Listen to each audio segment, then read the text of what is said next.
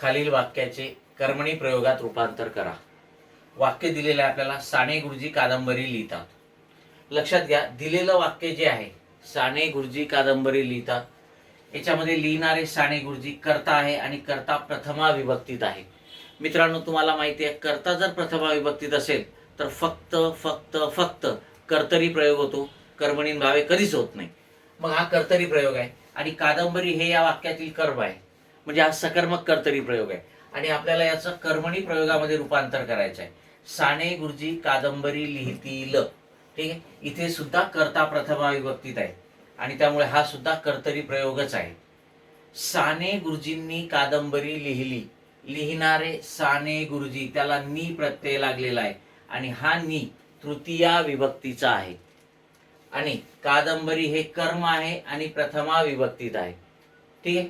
कर्त्याला जर प्रत्यय असेल तर कर्तरी प्रयोग होणार नाही आणि कर्माला जर प्रत्यय नसेल तर भावे प्रयोग होणार नाही।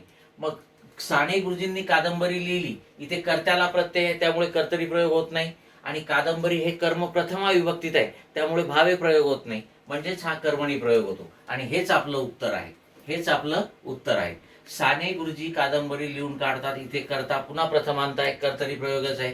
साने गुरुजी कादंबरी लिहिते झाले, इथे सुद्धा कर्तरी प्रयोगच आहे कारण कर्त्याला प्रत्यय नाही। ओके, आणि म्हणून 2 नंबरचा पर्याय आपलं उत्तर आहे।